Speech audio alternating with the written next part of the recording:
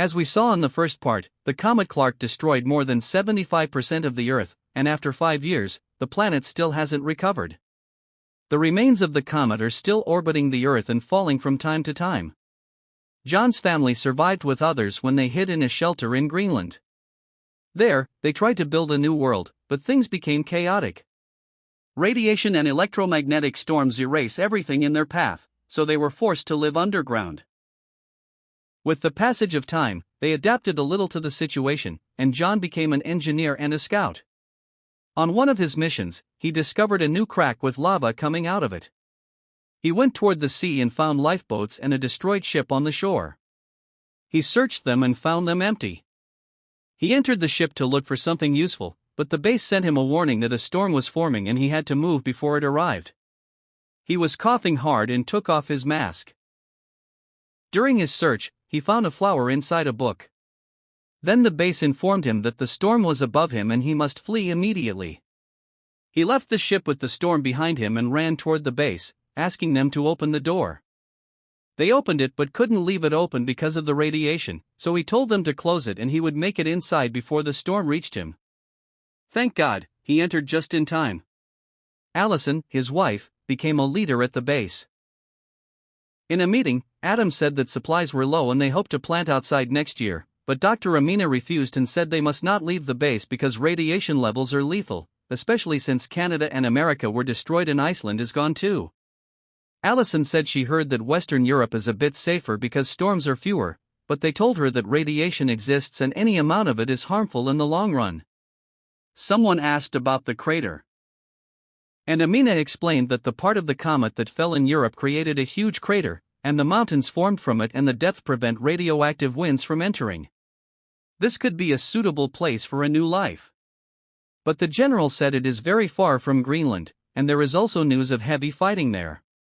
After the meeting, John met a psychologist who tried to warn him that he should stop going on scouting trips because his body cannot handle any more radiation. They think that in order to adapt to the surrounding conditions, he must be honest with his wife. Suddenly the shelter shook and then stopped. The general reassured them that the shelter stood against Clarke's strike and would stand against the earthquake. Allison asked about a distress signal that arrived, and Adam said they cannot receive people because the place is full, but Allison refused to leave them and asked for a majority vote. The majority agreed to the rescue, and the general said they would send a team tomorrow. Their son Nathan was in the shelter school and started taking an interest in the stars. The teacher said that part of the comet is still trapped in Earth's field and formed a ring around it. At that time, John was fixing a water pipe. John and his friend managed to fix the line and were very happy. Afterward, Allison and her son went to the assembly hall and met John, who gave her the flower he found in the ship.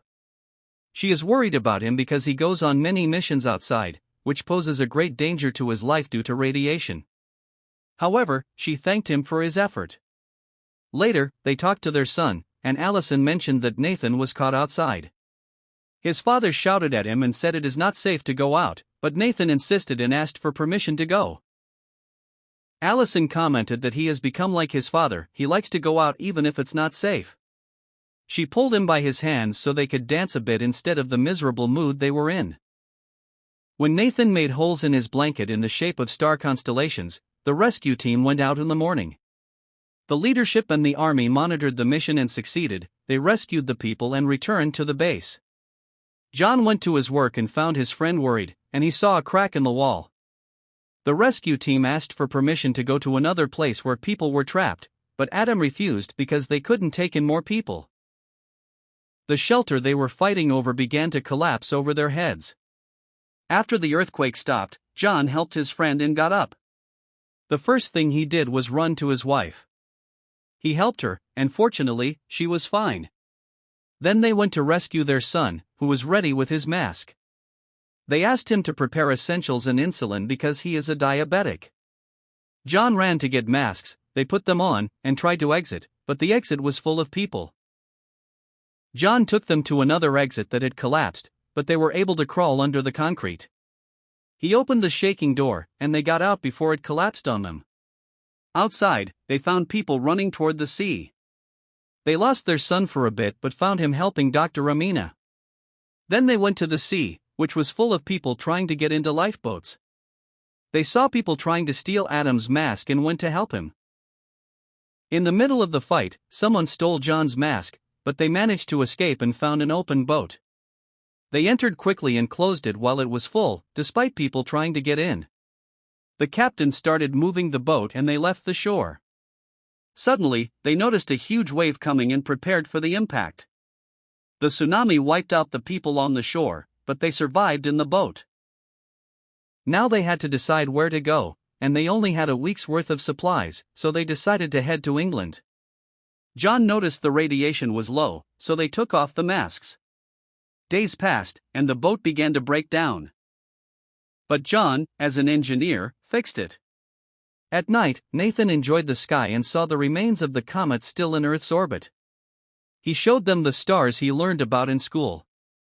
Suddenly, a meteorite fell from the sky, and he wondered where it would land.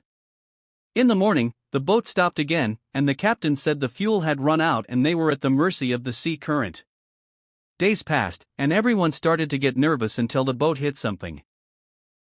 They went up to sea and found a building submerged under the water.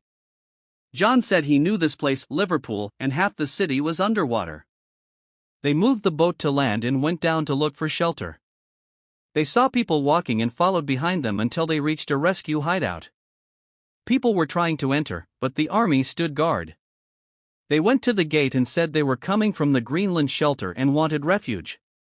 They asked to see their IDs, but only Allison had her ID. The rest did not have theirs. The soldiers refused to let anyone in without an ID. The crowd behind them increased, and the soldiers started firing at Adam and closed the door. In the middle of the chaos, the group got separated, and the radioactive storm approached. John told Amina they must move quickly. They stopped a car and asked the driver to ride with him. The driver asked for a watch, and John gave it to him, and they succeeded in escaping the storm. Allison noticed that her son was in a state of shock because everything he was going through isn't easy for anyone to endure. She hugged him to calm him down and reassured him that they would reach London safely and stay with Mackenzie. Everyone was surprised at the state people had reached. The driver said the world has become dangerous and people might kill just to live, and these storms come suddenly and wipe out everything. They decided to go to London to Mackenzie, whom they had talked to 8 to 10 months ago. And God knows if she is alive or dead. Nathan asked Amina if she believed the crater existed. She said it is real, like the extinction of dinosaurs due to the asteroid, and from destruction comes new life. The driver stopped to rest and said they were half an hour away from London.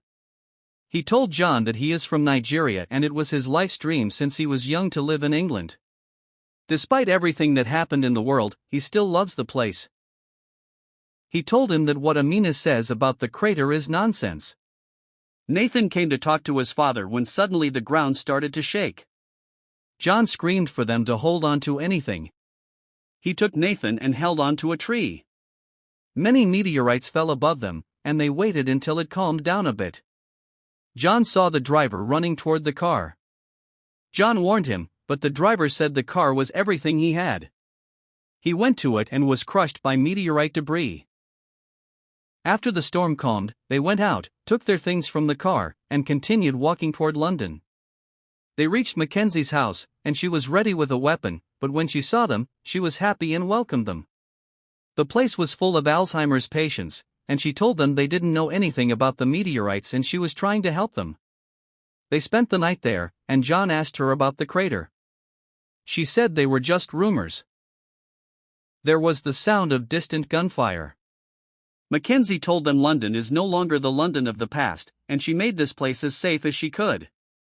At night, Allison heard John coughing hard, so she went to see him and was shocked that he was coughing blood.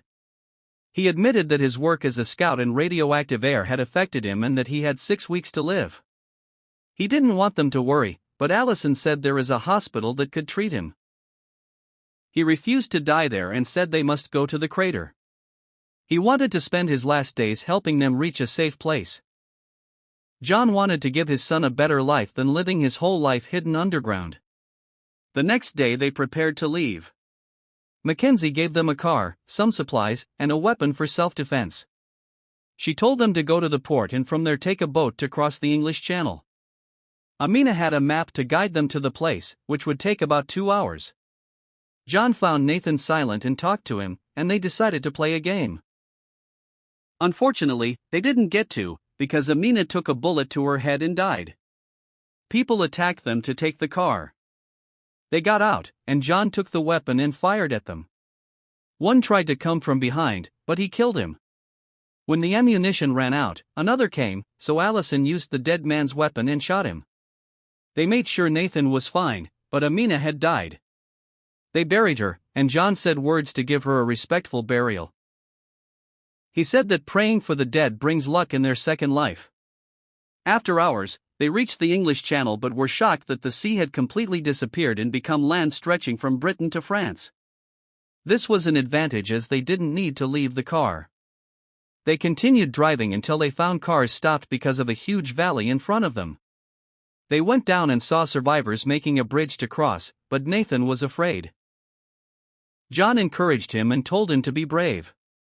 They began to cross the narrow bridge amid strong winds and reached the other side.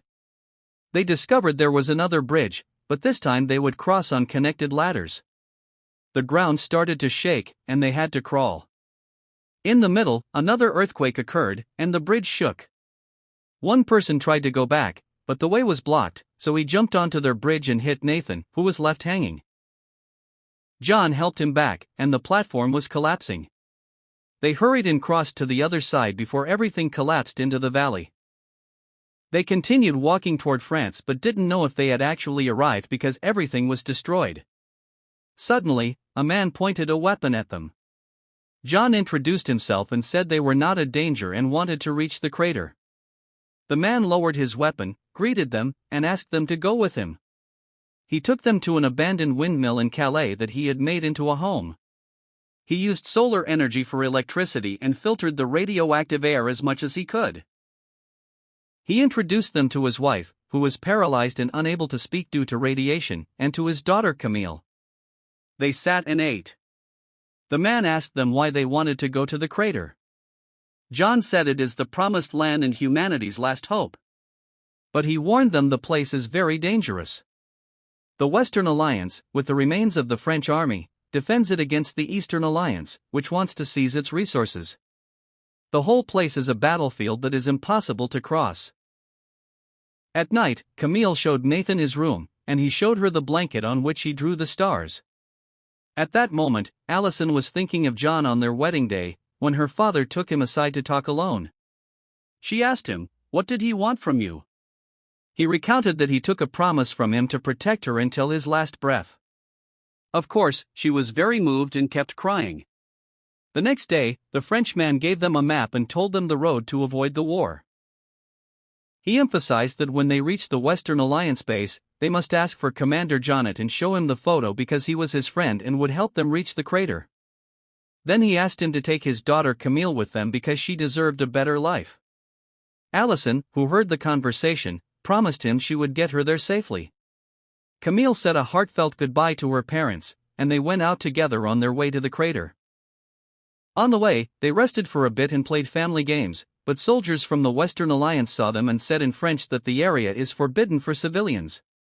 Everyone was confused, but Camille explained to them in French that they were looking for Commander Jonnet, her father's friend. The soldiers said passage is impossible, but John begged them to help. At night, one of the soldiers took them, and the war was raging between the two alliances. He asked them to stay low. After passing many bodies, they reached a hideout belonging to the Western Alliance, and from there, they were transported by truck to Commander Jonnet's base. Camille pointed out that these mountains are new, which means the crater is behind them. There they saw many civilians waiting to enter the crater. John went to ask about the commander and showed the photo, but the soldiers showed him Jonnet's body. When they asked for the way to the crater, he told them to walk, but John begged him and said he is a dying man and all he wants is to get his family there safely. The commander ordered his assistant to give them a place on the bus. They got on the bus, but on the road, bandits attacked them and killed the guards and the driver. They forced the passengers to get off. John told them to walk and he would handle it. After everyone left, he attacked the gang. His friend tried to help but fell. 2 gunshots were heard from inside, and John came out injured but alive.